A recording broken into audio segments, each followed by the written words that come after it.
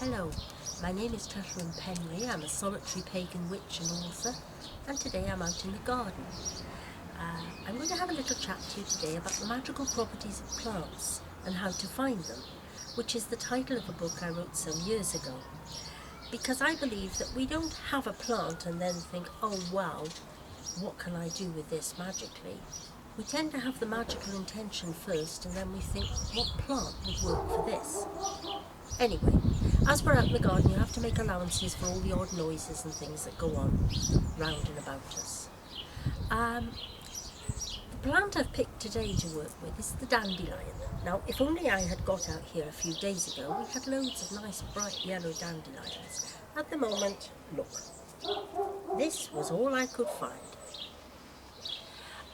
But still, these do for the magical properties, because, if you notice, the little seed heads, each one is like a tiny parachute. That's how they reproduce themselves. So, if you apply the old dictum, as above, so below, which comes from the emerald tablet of Hermes Trismegistus, things that work for us in the physical world will also work for us in the magical world. So, you can see some of these are blowing away already. So, that makes the dandelion extremely good for any kind of spells with travel in them, or even independence, going on your own, doing it yourself. Marvellous things. And of course they're very easy to store them in a brown paper bag for use in the year when they're not plentiful. But there are other things too. The dandelion, where does it get its name from? It gets its name partly from the shape of the leaves, which are like teeth, if you look. And it comes from the French Dandelion, lion's teeth. But there's more.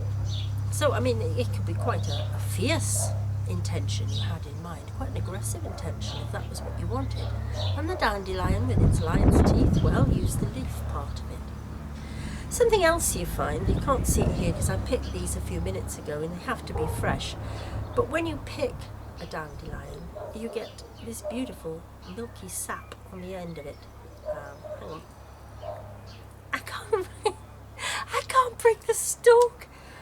How feeble is that? There we go, on there. And you get this white, like a latex thing.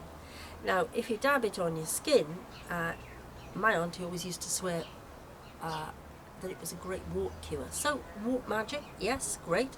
But anything with the milky sap can be used magically to represent milk. So you have things like fertility, nurturing, anything like that. And you can use the humble dandelion in all these things. Something else, if you're a keen gardener, you may not like dandelions very much, but if you ever try to dig them up, they have this huge taproot on them. A great long root goes into the earth, and they're a devil to pick up. And if you leave just a tiny bit, then in a season or two it will regenerate. Well, the humble dandelion can be a great magical asset to any spells that involve regeneration, regrowth.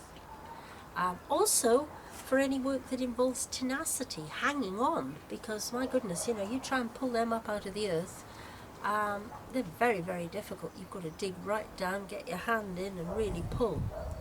So again, you can use it like that.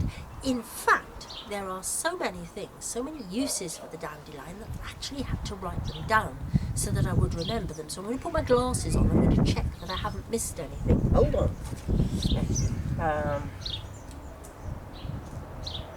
Oh yes. Because we used to use them when I was a kid. We used to try and tell what the time was. So you go 1 o'clock, 2 o'clock, I'm not very good at this, 3 o'clock, and so on. But of course, its links with time would make it very good for any magical work involving beginnings and endings. Marvellous for that. And another thing about it, some people like to eat dandelion leaves. You've got to eat them when they're very, very young. No good trying to eat anything like that because it's very sharp. but sometimes people would put slates over them to force them so they become very pale, and then they're quite nice to have in a salad.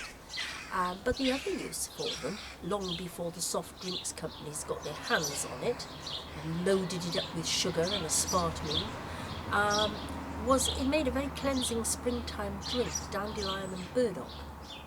So it is cleansing, and if it cleanses us within, well, we can cleanse ourselves using it magically.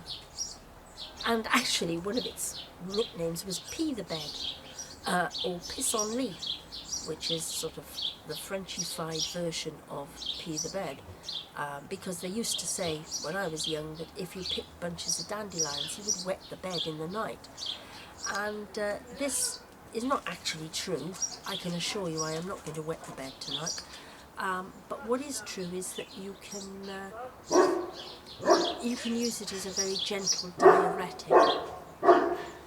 And I'm sorry about this, the dogs have started barking. So anyway, we have covered everything with the dandelions. I hope you've enjoyed it. And I hope you'll go out and experiment. Go and have a look at it and see what you can find.